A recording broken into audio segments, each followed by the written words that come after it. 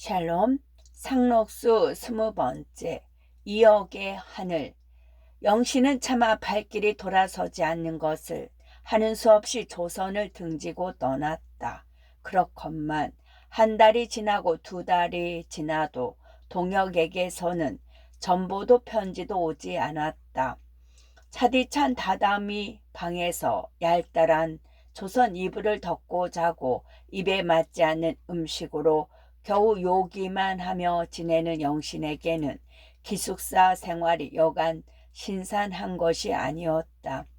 동무들도 친절하기는 하나 속마음을 주고 이야기할 사람이 없어 어울리지 않는 일본 옷을 입은 것처럼 동급생들하고도 어울리지를 않았다.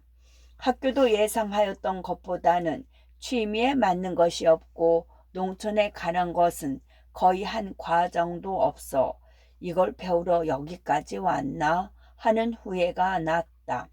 정양할 겸 온 것이라지만 수토가 달라 몸은 점점 쇠약해질 뿐 학교에 가서도 층층대를 오르내리려면 다리가 무겁고 무릎이 시큰시큰하여서 겨우 괴로웠다. 부었다 내렸다 하는 다리를 눌러보면 손가락 자국이 날 만큼이나 살이 무르다. 같은 방에 있는 학생에게 물어보니 암만 해도 각기병 같은데 얼른 병원에 가 진찰을 해봐요.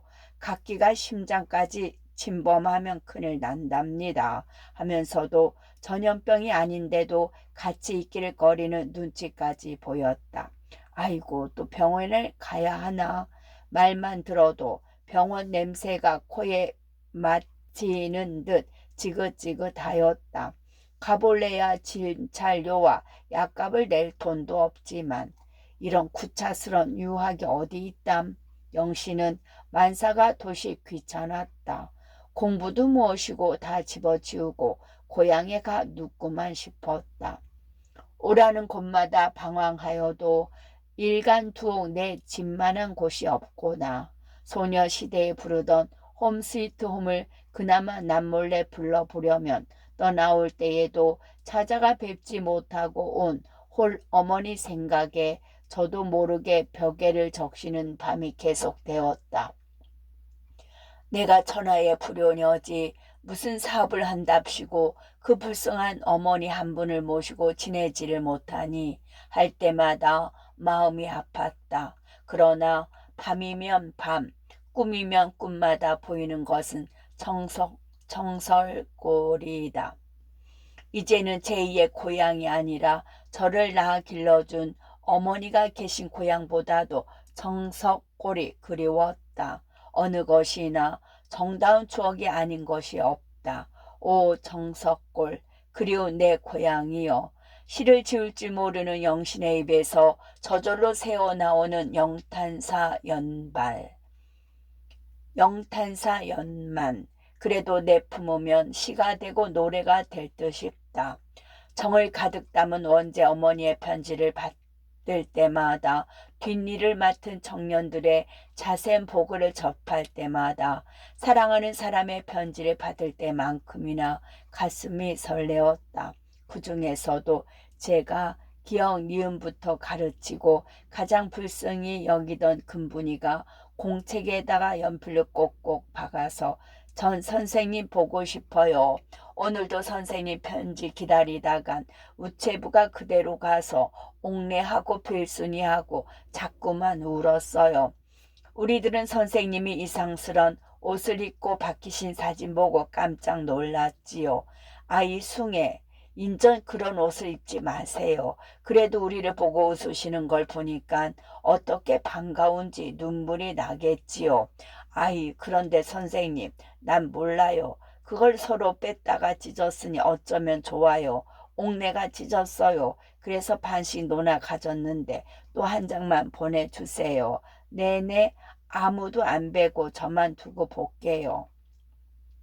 글자도 몇 자 틀리지 않고 정성을 들여 반듯반듯이 쓴 글씨를 볼 때 영신은 어찌나 귀엽고 반가운지 그 편지에 수없이 입을 맞추었다.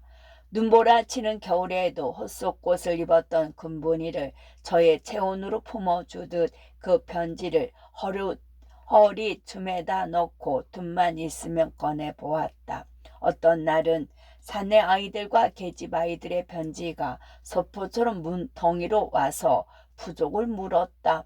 편지마다 선생님 보고 싶다는 말이요. 사연마다 어서 오라는 부탁이다. 어떤 아이의 편지에는 누런 종이 위에 눈물이 뚝뚝 떨어뜨려 글자가 번진 흔적처럼 보여서 이 세상에서 어느 누가 나를 이다지도 보고 싶어 하느냐. 이다지도 작은 가슴을 졸이며 그 어여쁜 눈에 눈물을 짜내며 이 나를 기다려줄 사람이 누구냐. 너희밖에 없다. 온 세계를 헤매 다녀도 우리 고향밖에 없다. 청석골밖에 없다. 하고 그 편지 뭉텅이를 어린애처럼 부담고 잤다. 그는 홈시크란 병까지 침노를 받은 것이다. 한편으로 동혁의 소식이 끊어져 가뜩이나 심하게 앉은 영신의 애를 태웠다. 항공리로 몇 번이나 편지를 했지만 답장이 없다가 하루는 뜻밖의 정득의 이름으로 편지가 왔다. 동혁은 도청 소재지 검사국으로 넘어갔고 동화는 만주에 가 있는 듯하다는 것과 수일 전에야 동혁이와 한방에 있던 사람이 나와서 일부러 찾아왔는데 검사국까지 넘어오기는 했으나 면소가 되어 불원과 나갈 자신이 있으니 영신씨에게도 그 말을 전해주고 아무 염려 말고 건강에만 주의하라고 부탁을 하고 갔으니 안심하라는 사연이었다. 영신은 비로소 마음을 놓고 그날 밤은 일찍 자리에 누웠다. 그러나 곁에 누운 학생이 늦도록 촛불을 켜놓고 복습을 하느라고 부스럭거리고 드나들고 하여서 잠을 들었다가도 몇 번이나 깨었다. 정석골의 환경이 머릿속에 환하게 나타나고 학원과 아이들의 얼굴이 핀트가 어그러진 활동사진처럼 아른아른하다가는 항공리의 달밤 그 바닷가에서 동혁에게 사랑의 고백을 받던 때의 정경, 병원에서 그에게 안겨 지극스러운 간호를 받던 생각이 두서없이 왕래해서 그 환영을 지워버리려고 이리 뒤척 저리 뒤척하며 무진 애를 쓰다가 근근근 쑤시는 다리를 제 손으로 주무르며 간신히 잠이 들었다. 땡그랑 땡그랑 정석 학원 앞에 새로 단 종소리가 어렴풋이 들린다. 종대에 돌연히 나타나 종을 치는 사람을 보니 용수를 써서 얼굴은 보이지 않으나 시커먼 두루마기 앞섭에 번호를 붙였는데 그 건강한 제격이 동혁임에 틀림없다. 동혁은 커다란 수갑을 찬 두 손을 모아 줄을 쥐고 매달리며 힘껏 잡아당긴다. 땡그렁 땡그렁 땡그렁 종이 사뭇 깨어지는 듯한 소리가 온 동리에 퍼진다.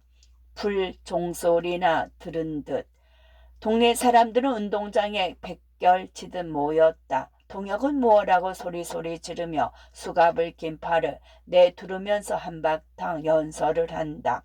그 말은 한마디도 알아들을 수가 없으나 군중은 우와 우와 하고 고함을 지른다. 그러다가 동혁은 무참히도 말로는 형용할 수 없는 모양으로 말을 탄 사람들에게 붙들려 질질 끌려간다. 동혁씨, 동혁씨, 영신은 외마디 소리를 지르며 허겁지겁 그 뒤를 쫓아가는데 사이상 내고도 이때루노 고아이 영신씨 영신씨 잠꼬대를 하오 아이 무서 하고 어깨를 흔드는 것을 새벽 기도회에 참여하려고 잠이 깨인 곁에 누웠던 동급생이었다. 영신은 전신에 소름이 오싹 끼쳤다. 이마에 식은 땀을 손등으로 씻으면서도 꿈의 세계를 헤매는 듯 눈을 멀거니 뜨고 한참 동안이나 천장을 쳐다보았다. 몸서리게 젖이는 지겨운 환영에서는 깨어났으나 종소리만은 현실이었다. 학교 안에 예배당으로 쓰는 강당 앞에서 늙은 교직이가 쉬엄쉬엄 치는 종소리가 졸린 듯이 들린다. 꿈자리 산란한 이역의 설이 찬 새벽 하늘에 영시인은 기도회에 잡례를 하려고 밤사이에 더 부어오른 다리를 간신히 짚고 일어서 세숫간으로 나가다가 머릿속이 픽 내돌리고 다리에 힘이 풀려 문지방에 허리를 걸치고 쓰러졌다. 학생들은 벌써 기도회를 다 가고 굴속같이 컴컴한 기다란 복도에는 사람의 그림자도 없다. 영신은 의식을 회복하고 눈을 떴을 때에야 제 몸이 의료실에 떠매어와서 누운 것을 깨달았다. 숙직하는 교원에게 응급치료를 받은 후 교의가 올 때까지 기다리는 동안에 영신은 몽유병 환자와 같이 눈을 멀거니 뜨고 누워서 수술실처럼 흰 휘창을 친 유리창이 아침 햇살에 뽀얗게 물이 드는 것을 넋을 잃고 보고 있었다. 그제야 맹장염 수술한 자리가 뜨끔거리는 것을 깨닫고 아이고 인전 하고 절망적인 한숨을 내품었다. 백발이 성성한 교의는 실내까지 단장을 짚고 들어와서 영신을 자세히 진찰해 본 뒤에 몸 전체가 대단히 쇠약한데 각기병은 빠른 시일 내에 쉽사리 치료할 수 없는 병이니 고향으로 돌아가서 병환이 쉬며 치료를 하는 것이 좋겠소. 복부의 수술도 완전히 하지 못해서 재발될 징조가 보이니 특별히 주의를 하지 않으면 큰일 나오. 하고는 비타민 B가 부족해서 나는 병이니 현미나 보리밥을 먹으라는 둥, 심장이 약하니 절대로 과격한 운동을 하지 말라는 둥 주의를 시키고 나갔다. 경험 있는 의사의 권고까지 받고 영신은 더 있을 수가 없었다. 고명한 의사가 들이싸였고 의료기관이 아무리 발달된 곳인들 고향으로 돌아갈 노자 몇십 원이 없는 영신에게 있어 무슨 소용이 있으랴. 가나오나 남의 심세만 지는 몸이 더구나 인정풍속이 다른 수천리 다양해서 그네들의 진심에서 우러나지 않는 친절을 받는 이보다는 하룻바삐 정든 고향으로 돌아가서 피골이 상접해가는 몸을 편안히 눕히고 싶었다. 편안히 눕히지는 못하더라도 여러 해 만에 어머니를 곁에 모셔오고 정석골에 산천을 대하고 꿈에도 못 잊는 어린 학생들의 손을 잡고 뺨을 비벼보면 정신상으로나마 얼마나 큰 위로를 받을지 몰랐다. 그는 마침내 가자, 죽더라도 내 고향에 가묻히자 하고 비장한 결심을 하였다. 서울 연합회의 백씨에게 급한 사정을 하고 노자를 보내달라고 편지를 써서 항공 우편으로 붙였다. 돈 말을 하기는 죽기보다 싫지만 남에게 구구한 사정을 하는 것도 이번이 마지막인 것 같은 생각이 들어서 한 달 학비를 다가 쓰는 셈만 친 것이다. 노자가 오기를 기다리는 동안 영신의 고민은 거의 절정에 이르렀다. 우리의 결혼 문제는 어떡할까? 그것은 물론 시급히 닥쳐오는 문제는 아니었다. 그러나 사랑하는 사람은 자유를 잃은 몸이 되어 있고 저는 무엇보다도 첫째 조건인 건강을 잃은 몸이다. 그러나 이미 약혼을 해놓고 이제까지 기다리던 터이니 그 문제가 가장 큰 고민거리가 되지 않을 수 없었다. 그이는 불원과 나올 자신이 있다고 하지만 내 몸이 이 지경이 된 것을 보면 얼마나 낙심을 할까. 그이는 오직 나 하나를 기다리고 청춘의 정열을 억눌러 오지 않았는가. 나이 30에 가까운 그토록 건강한 청년으로 보통 남자로는 참을 수 없는 것을 점잖이 참아오지 않았는가. 다른 남자는 술을 마시고 청루에까지 발을 들여놓는데 그이는 생물의 본능을 부자연하게 억제하며 오직 일을 하는 것으로 모든 온해를 잊으려고 하지 않았는가. 더군다나 늙은 부모를 모신 맏아들로 오직 나 때문에 이 변변치 않고 보잘것없는 나 하나와의 약속을 지키기 위해서 생각하면 생각할수록 동혁에게 대해서 미안한 마음을 금할 수 없다. 내가 두 번 다시 돌아오지 못하는 남의 청춘을 무참히 짓밟는 것이 아닐까. 뭐뭐일보사 옥상에서 첫 번 얼굴을 대한 후 벌써 몇몇 해를 사모해오고 사랑해오는 동안 나는 그에게 덜클만한 기쁨도 주지 못하였다. 도리어 적지 않은 정신상, 육체상 고통을 주었을 뿐이다. 그러나 그렇다고 이제 와서 무슨 매매 계약을 한 것처럼 약혼을 해약할 수도 없는 노릇이다. 생각이 여기까지 이르자 영신의 여윈 뺨을 소리 없이 흘러내리는 것은 아직도 식지 않은 눈물이다. 좀처럼 모든 일에 비관하지 않으려던 전일에 비해서 너무나 마음까지 몹시 약해진 것을 스스로 깨달을수록 눈물은 그 비례로 쏟아져 소매를 적시고 베개를 적신다. 사랑하는 사람은 돌덩이 같은 육체와 무쇠 같은 의지력을 가진 사람이니까 감옥에서 고생 좀 하는 것으로는 끄떡도 안 할 것만은 믿는다. 그저 무사히 나오기만 축수할 뿐이다.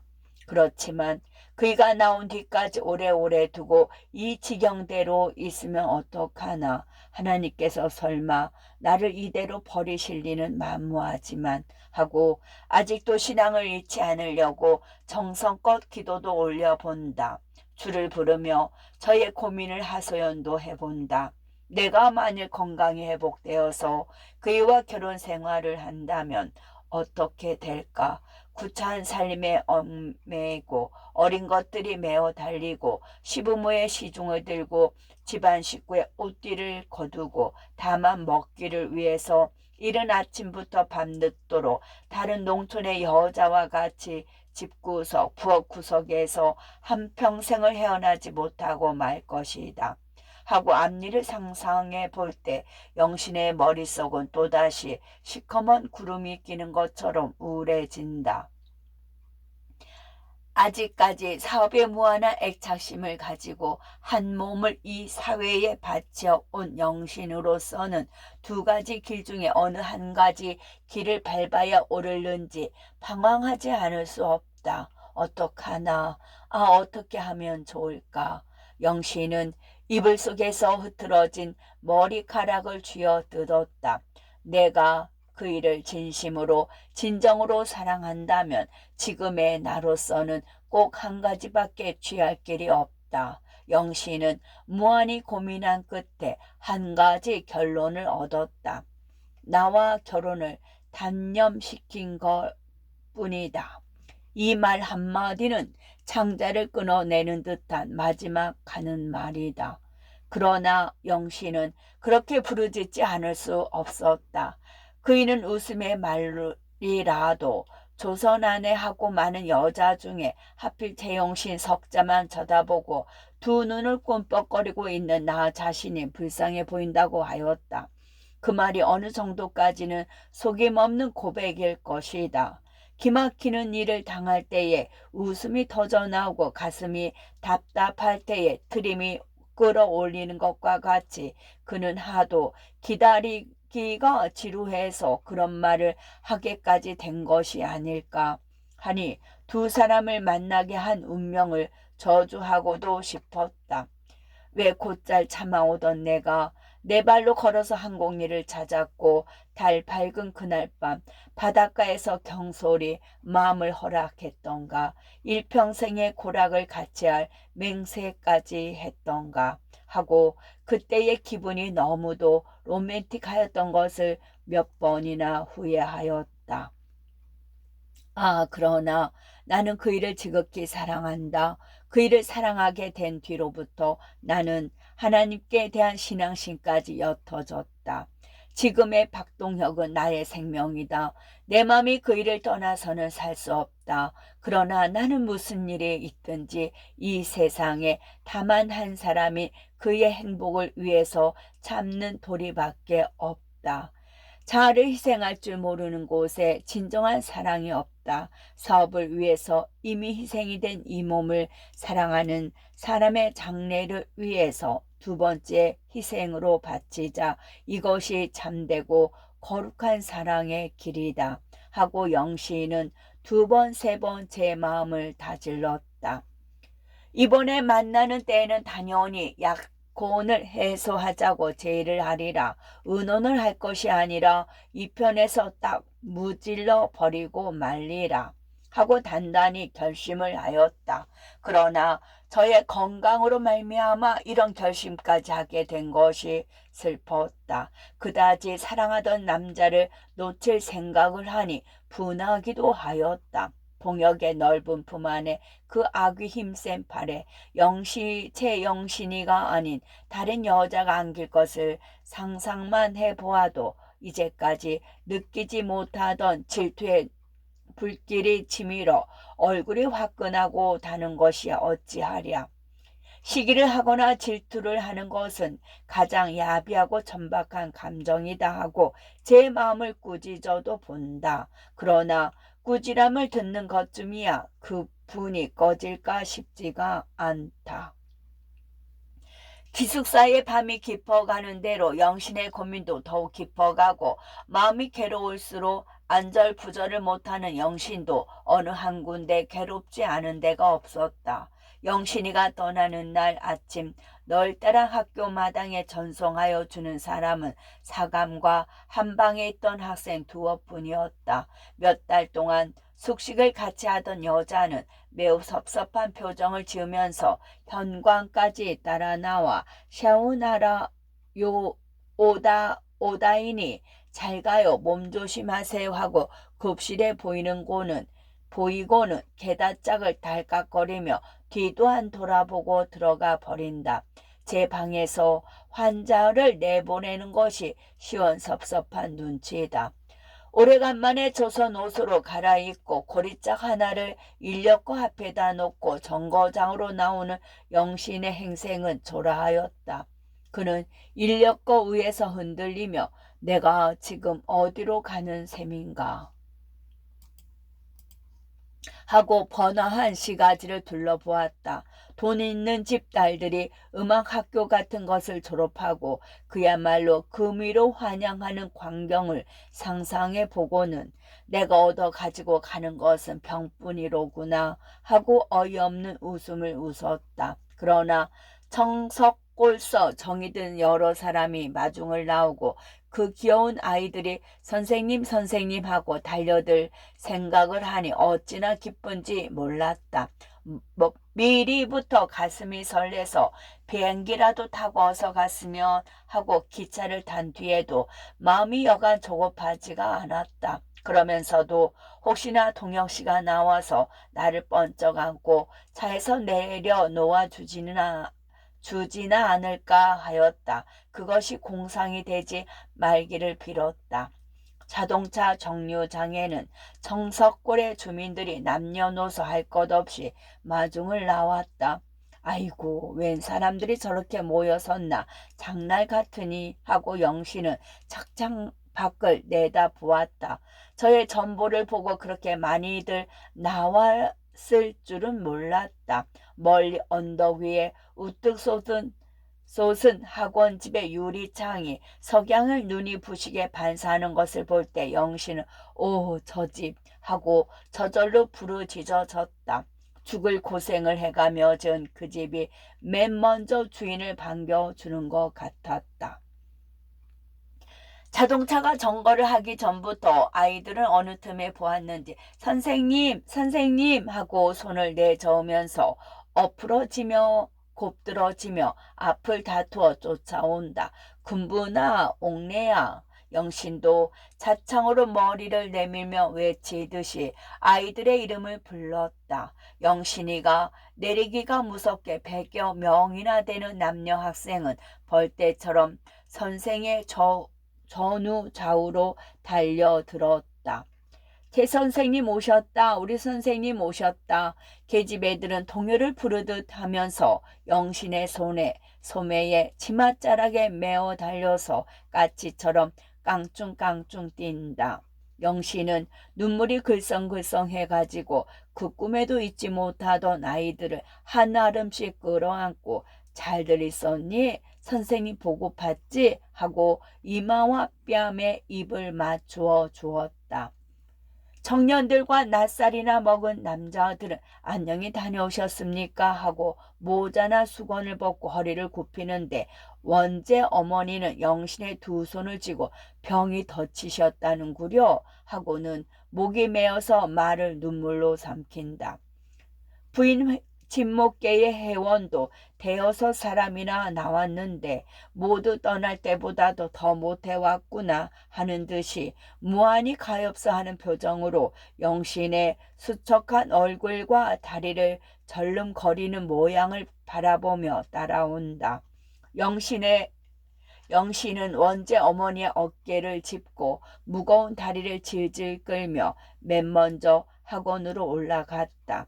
바로 집으로 갑시다 하는 것을 우리 집부터 가봐야지요 하고 간신히 올라가서는 안팎을 한 바퀴 둘러보았다. 그동안의 집은 매우 찌들어 보였다. 걸상과 책상이 정돈이 되지 못하고 벽에는 여기저기 낙서한 것을 내버려 두었는데 제가 연설을 하다가 쓰러진 강단 맞은편에 정성을 다해서 소나무와 학을 수놓아 건 수틀이 삐딱하게 내려간 채 먼지가 캐캐로 앉도록 내버려 두었다. 이걸 어쩌면 이대로 내버려들 뒀을까 하고 영신은 원재터러 발판을 가져오래서 손수 바로 잡아놓고 먼지를 털고 내려오다가 하마터면 넘어질 뻔하였다. 아이들은 저희들의 선생님을 다시는 놓치지 않으려는 듯이 10겹, 20겹 에워싸고 원재네 집으로 내려왔다. 금본이는 반가움에 겨워 자꾸만 저고리 고름으로 눈덩이를 비비며 홀짝홀짝 울면서 영신의 손을 땀이 나도록 꼭 쥐고 따라다닌다. 영신이가 쓰던 방은 전처럼 깨끗이 치워 놓았다. 아, 여기가 내 안식처다 하고 영신은 불을 떳떳이 떼어놓은 아랫목에 가 쓰러졌다. 다담이 방에서 다리도 못 뻗고 자던 것이 아득한 옛날인 듯 여러 날 기차와 기선에 시달리던 피곤이 함께 닥쳐와서 몸은 꼼짝도 할 수 없다. 아이들은 방에까지 따라 들어와서 빽빽하게 콩나물을 길러 놓은 것 같다. 부모의 사랑을 모르고 자라난 천혜의 고아들이 뜻밖의 자애 깊은 어머니를 만난 것처럼 영신의 곁을 떠나려고 들지 않는다. 영신은 하관서 사가지고 온 바나나 뭉치를 끌러 달라고 해서 세 토막 네 토막에 잘라 아이들의 입맛만 다시게 하였다. 기차상만 빠듯이 와서 도시락도 변변히 사 먹지 못하고 오면서도 빈손을 내밀 수가 없어 주머니를 털어서 사가지고 온 것이다. 원재 어머니는 저녁상을 들고 들어오며 너희들도 이젠 그만 가서 저녁들 먹어라 하고 아이들을 내보냈다. 통배추 김치에 된장찌개를 보고 영신은 눈이 번해져서 저도 모르 겨를에 일어나 앉았다. 보기만 해도 입에 침이 고여서 기숙사 식당에 하고한 날 노인은 미소시루와 다구왕 쪽을 생각하였다. 영신은 이야기도 못하고 장 위에 밴 고향의 음식을 겉어뜸해서 먹었다. 영신은 마음을 턱 놓고 뜨뜻한 방에서 오래간만에 잠을 잘 자서 이튿날은 정신이 매우 쇠락하였다. 다리가 부은 것도 조금 내려서 걷기가 한결 나은 것 같아 예배당으로 올라가서는 감사한 기도를 올리고 내려왔다. 동시에 동혁이가 하룻밤빛 무사하게 오기를 축원하고 내려오는 길로 항공리 농우회원들에게 나는 그동안 귀국해서 무사히 있으니 동혁씨의 소식을 아는 대로 즉시 전해달라고 편지를 써 붙였다. 당자는 동혁의 생각을 잊으려고 애를 쓰건만 원재 어머니가 아이고 그이가 얼마나 고생을 할까요. 그렇게도 지금스레 간호를 해주더니 내가 가끔 생각이 날 적에야 하고 자꾸만 일깨워서 나오는 날 나오겠죠. 인전 그이 말일랑 우리 하지 맙시다요 하고 동혁의 말은 비치지도 못하게 하였다.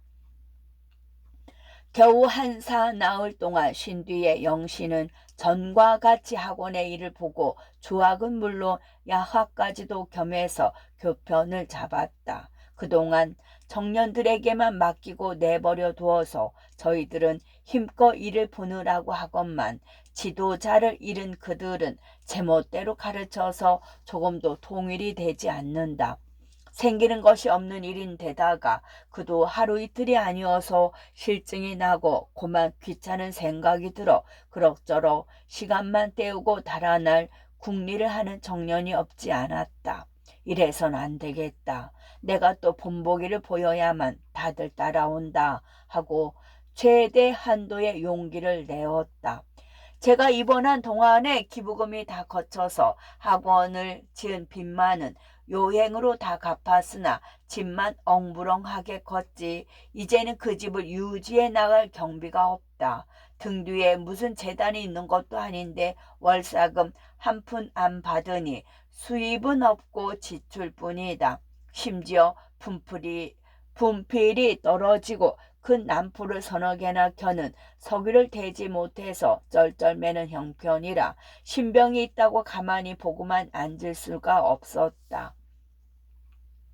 조금만 오래 섰으면 다리가 무겁고 신경이 마비가 되어 오금이 들려붙는 것처럼 떼어놓을 수가 없는데 학원과 예배당으로 오르내리는데도 숨이 차고 가슴이 답답해서 그 자리에 넘어질 것 같건만 난 기왕 정석골에 백골이 되려고 결심한 사람이다.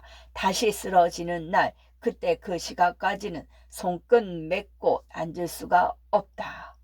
하고 학부형들이나 원제 모자가 지성으로 말리는 것도 듣지 않고 난 우리 정속골을 위해서 생긴 사람이야요. 내가 타고난 의무를 다하다가 죽으면 그만이지요. 되려 내 몸에 넘치는 기쁨으로 알고 있어요 하고 눈시울에 잔주름살을 잡아가며 웃어 보였다.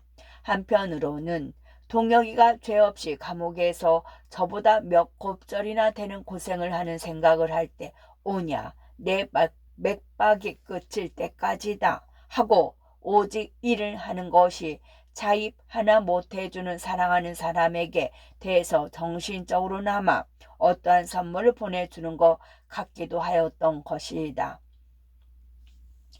약은 얻어먹을 생각도 못하고 또 각기증에는 특효약도 없다 하지만 의사의 권고대로 현미에다가 보리를 많이 섞어 먹어도 병이 나아가기는커녕 증세는 점점 더 악화가 되어 갈 뿐이다. 다리가 붓고 무릎이 쑤시기는 했어도 그다지 아픈 줄은 몰랐더니 줄곧 그 다리를 놀려두지를 않아서 그런지 탱탱해진 종아리는 건드리기만 해도 펄쩍 뛰도록 아프다. 밤에는 고통이 더 심해서 뜬 눈으로 밝히는 날까지 있으면서도 그는 이를 악물고 하루도 빼어놓지 않고 교단에 서기를 거의 한 달 동안이나 하였다. 그동안 하나둘 흩어져 있던 아이들은 영신이가 돌아온 뒤에 신입생이 10씩 20씩 부쩍부쩍 늘었다. 때마침 농한기라 어른들은 물론 50도 넘는 노파가 손녀의 손을 잡고 와서는 죽기 전에 글눈이나 떠보게 해주시오 하고 진물진물한 눈으로 칠판을 쳐다보고 가, 갸, 거, 겨 하고 따라 읽는 것을 볼 때 영신은 감격에 가슴이 벅찼다. 내가 오기 전에는 이 동네 사람이 거의 9할 문맹이던 것이 이제는 글자를 알아보는 사람이 7할 된다. 50 이상 늙은이와 젖먹이를 빼놓으면 거의 다 눈을 띄어준 셈이다. 더구나 부인 친목계를 중심으로 부인네들이 깨인 것과 생활이 향상된 것은 놀라울 만하지 않느냐 하고 사뭇 만족한 웃음을 지었다. 그럴수록 사업에 대한 애착심은 고향을 떠나보기 전보다 더해져서 육신의 고통을 참아 나가는 힘을 얻었다. 한두 가지도 아닌 병마에 사로잡혀 거의 위중한 상태에 빠진 영신으로는 사실 기적과 같은 힘이었다.